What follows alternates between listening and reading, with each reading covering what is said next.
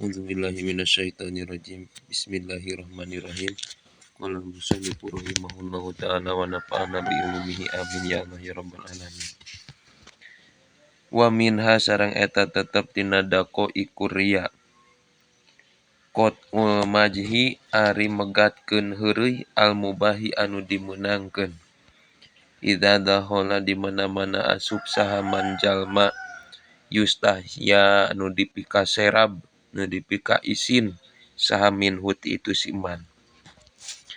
Tina sapalihna dedekna riya teh dina nalika urang keur heureuy dina anu mana heureuy eta masih dina standar hukum syara henteu matak ngaleungitkeun kana ingetna ka Gusti Allah.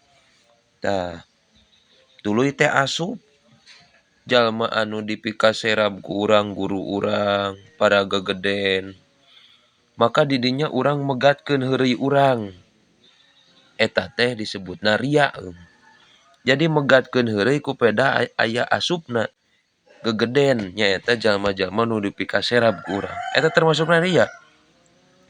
Wa qad kana sareng nyata kabuktosan sa Al-Fudail bin Iyad rahimahullahu taala yaqulu ngadawuh Syekh Fudail teh laukila lamun diucapkeun saha anna amirul mukminina sanyana amirul mukminin pemerintahannya presiden eta dakhilun asup alaika ka anjeun as-sa'ata dina waktu ieu pasawaitu maka ngarapihkeun kuring lihyati kana janggot kuring biadaya ku leungeun dua kuring lahibtu maka yakin sieun kuring an uktaba kana yen tadi ditulis kuring teh pi jaridatil munafiqin dina daftaran munafikin.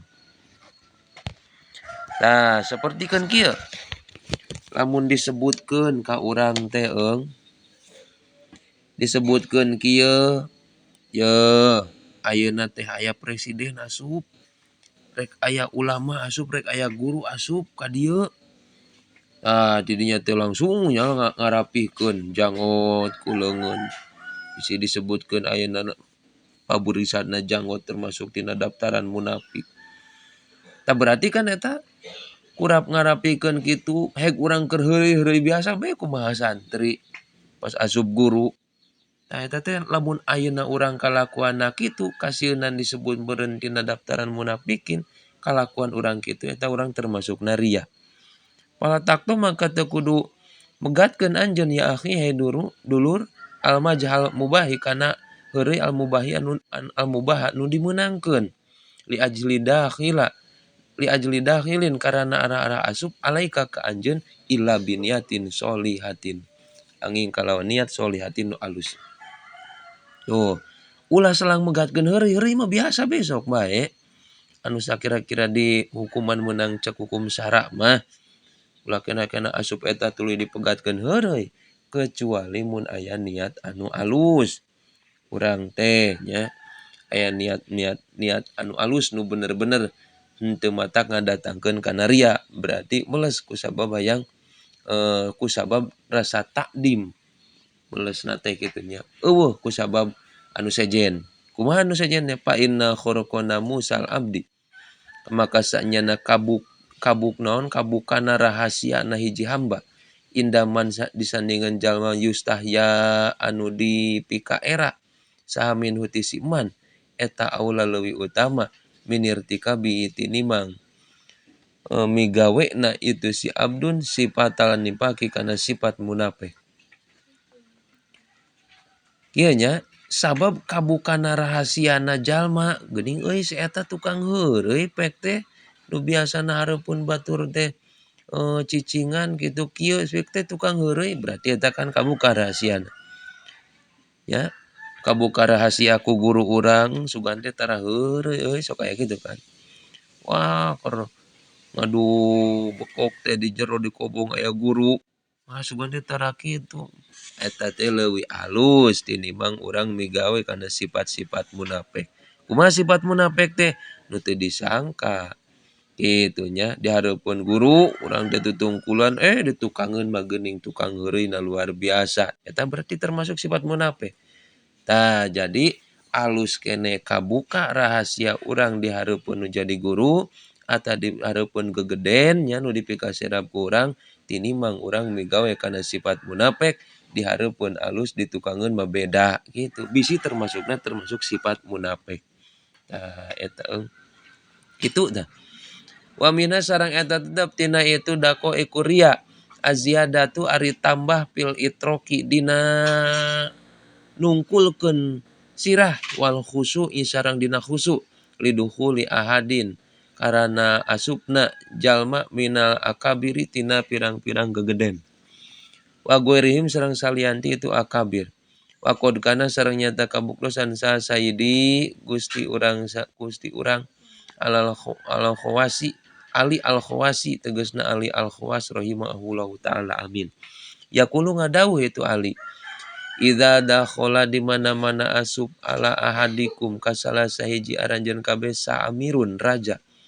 Wa piyadihi sareng eta tetep dina leungeunna itu ahad teh subhatun ari tasbih. Yusabihu anu maca tasbih itu si ahad bihaku itu subha. Pala yudimuha maka ulah ngalanggengkeun itu si abdun hakana itu subha piadihi dina leungeunna itu si abdun illa biniyatin sholihatin angin kalawan niat nu sholih. Waliyahdar sareng kudu sieun si abdun min ayyakuna yen takabuktosan si abdun eta jalisan anu poho yadhaku anu seuri itu si abdun teh wa huwa bari si abdun eta gofilun anu poho anillahi taala ti Gusti Allah taala. Payan khulu maka asup alaika si abdun sa amirun amir. Payan khudu maka nyokot si abdun asubhata kana tasbih biadihi kuleungeunna itu si abdun. Payasbihu maka maca tasbih itu si abdun biha kalawan disubha illa biniyatin kalawan niat sholihatin alus. Haruban karana kabur minal uqu'i tina tumibana firya diniria al muhbiti anu ngaleburkeun lil amali kana amal. Tah kitunya. Tina sapalihna dedekna ria teh nambahan dina nungkulkeun sirah sareng nambahan kahusuan karena rek asupna ayeuna guru gegeden teh nya atawa salianti eta pemerintahan saperikeun kitu nya nu dipikaserap ku urang kusabab keagungan kabungharan jeung kadermawanana gitu. Jadi teu meunang eta leuwih nungkulkeun urang sirah kanu jadi guru teh dina batas anu wajar teu meunang. Nemungkeun kahusuan nu biasana tara gitu tah biasana tara. Pas asup we guru langsung urang teh beuki husu. Oh. Jadi gitu tah. Wa qad kana Sayyidi al-Khawas Ali al-Khawas.